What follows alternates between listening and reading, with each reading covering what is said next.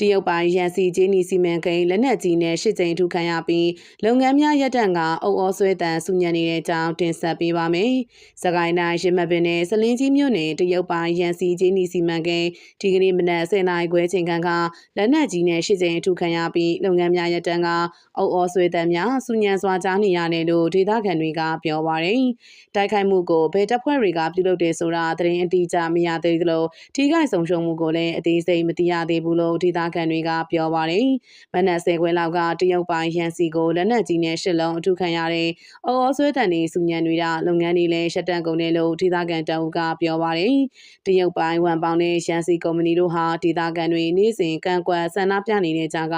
လုပ်ငန်းတွေကိုစတိုင်လှုပ်ဆောင်နေသလိုအကြမ်းဖက်စေအုပ်စုရဲ့အကာအကွယ်ပေးမှုကိုလည်းရရှိထားတာဖြစ်ပါတယ်။ဒါအပြင်တရုတ်ကုမ္ပဏီအဆောင်လုပ်ပေးနေတဲ့အကြမ်းဖက်စေအုပ်စုတပ်သားတွေကအနီးနားရှိဒေသခံကျေးရွာတွေကိုအနိုင်ကျင့်မှုစစ်ကြောင်းထိုးဖျက်ဆီးမှုတွေကိုလည်းအမြဲပြုလုပ်နေတာဖြစ်ပါတယ်။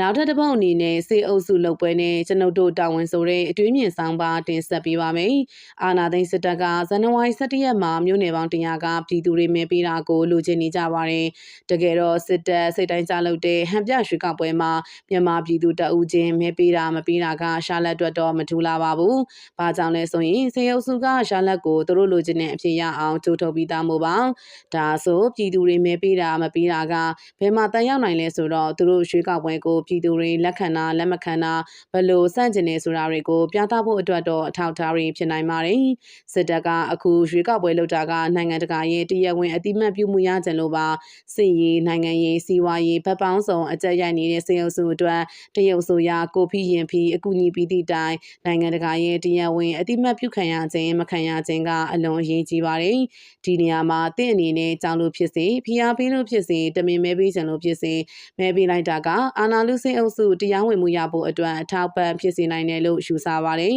။ဘာကြောင့်လဲဆိုရင်ပြည်သူတွေကသူတို့ဒီလိုမဲပေးတယ်ဆိုပြီးစေအုပ်စုကနိုင်ငံတကာကိုပြနိုင်မှာမို့ဖြစ်ပါတယ်။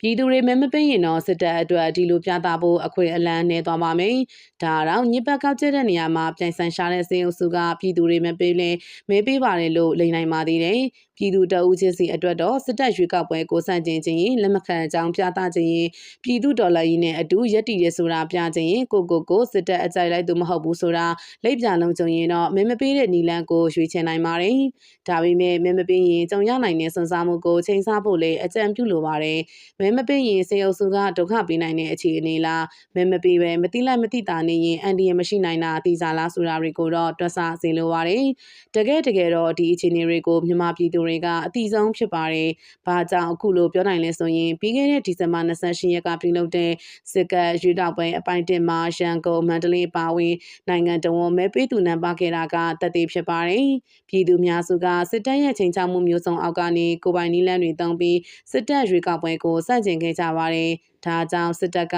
မဲပေးမှုနှုန်းကိန်းဂဏန်းတွေကိုလူတလို့ထုံရလာတော့နိုင်ငံတကာသတင်းထောက်ချို့ချင်းမှလောက်တာမို့ရုပ်ပြက်စစ်ပြက်မဖြစ်အောင်မဲပေးနှုန်း90%ကန်ကျော်ပဲရှိတယ်လို့လီတန်ကရှော့ပြောခဲ့တာပါ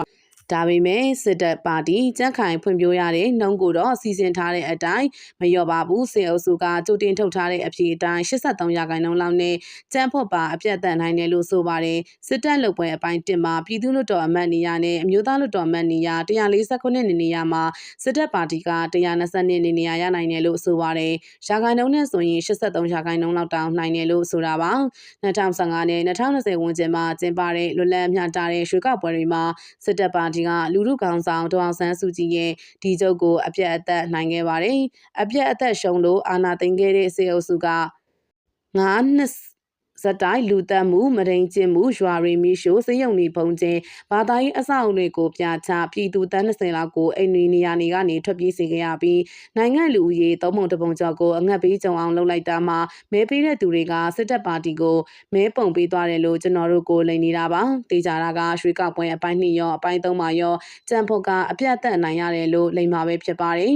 နောက်ဆုံးရလက်ထုံချိန်စစ်တပ်ပါတီကရာဂိုင်နှုန်းဘလောက်နဲ့နိုင်တယ်လို့လိမ်ကြမယ်လို့စာဖတ်သူတွေထင်ပါလေကျွန်တော်ကတော့စေအုပ်စုကအနည်းဆုံး80ရာခိုင်နှုန်းအပြတ်အသတ်နိုင်တယ်လို့စေအုပ်စုကလိမ်မာလို့ထင်ပါတယ်80ရာခိုင်နှုန်းထက်အပြတ်အသတ်နိုင်တယ်ပြောရင်လည်းမထူးဆန်းပါဘူးနောက်ဆုံး90ရာခိုင်နှုန်းကျော်အပြတ်အသတ်နိုင်တယ်လို့ပြောရင်တောင်အံ့ဩစရာမရှိပါဘူးဘာလို့လဲဆိုရင်စေအုပ်စုက2008ခုနှစ်တုန်းကလည်းနာဂစ်ချေဦးကိုပြည်သူ69ရာခိုင်နှုန်းလောက်ကမဲပေးပြီး62ရာခိုင်နှုန်းကျော်ကထောက်ခံနေဆိုပြီးလိမ်ခဲ့တာပဲမလား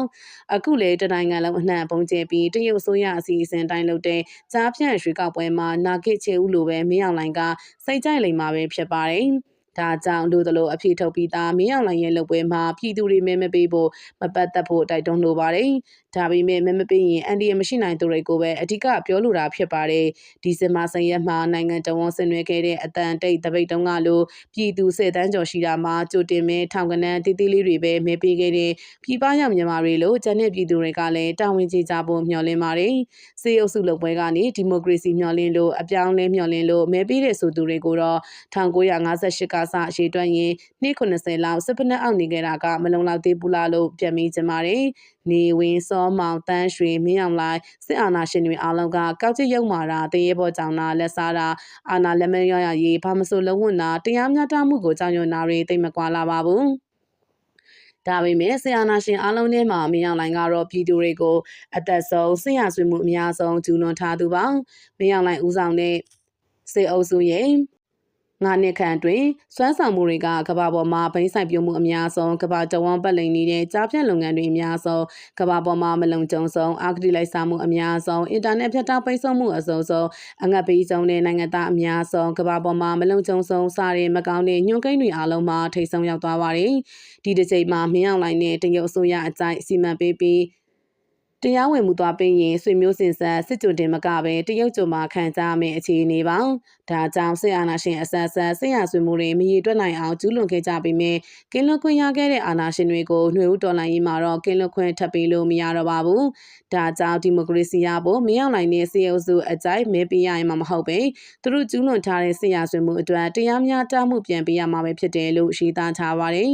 နောက်ထပ်တစ်ပုံအနေနဲ့မြောက်တကုံမှာမဲပေးသူအလွန်နှဲတဲ့အတွက်လော့စပီကာနဲ့လိုက်လံနှိုးဆော်နေရပြီးတနင်္လာရီအတွင်းမဲလာပေးသူ40ဝန်းကျင်သာရှိတဲ့အကြောင်းတင်ဆက်ပေးပါမယ်။ရန်ကုန်တိုင်းမြောက်တကုံမြို့နယ်ရှိရက်ကွက်အချို့မှာစစ်ကော်မရှင်ရဲ့တစ်ဖက်သားရွှေကောက်ပွဲအပိုင်းနှစ်ကိုဒီကနေ့ပြုလုပ်ပေးမယ်။မဲလာပေးသူအလွန်နှဲပါတဲ့အတွက်အုပ်ချုပ်ရေးဖွဲ့တွေကလော့စပီကာတွေနဲ့လိုက်လံခေါ်ယူနေရကြောင်းဒေသခံတွေစီကသိရပါတယ်။အာဏာသိမ်းစစ်ကော်မရှင်က၎င်းတို့ရဲ့အတူရောင်ရွှေကောက်ပွဲအပိုင်းနှစ်ကိုမြောက်တကုံခေါ်တကုံမြို့တင်မြောက်ပိုင်းမြို့နယ်အပါအဝင်ရန်ကုန်တိုင်းရှိမြို့နယ်16မြို့နယ်မှာဇန်နဝါရီ17ရက်မှာပြုလုပ်ပြီးမဲပေးသူနေပါနေတာဖြစ်ပါတယ်။မဲပေးသူနေပြီးသူလူတွေပဲများနေတယ်မဲလာပေးသူအရန်နဲ့လင်းကိုလော်နဲ့လိုက်អော်နေတာအခုချိန်ထိမဲလာပေးသူက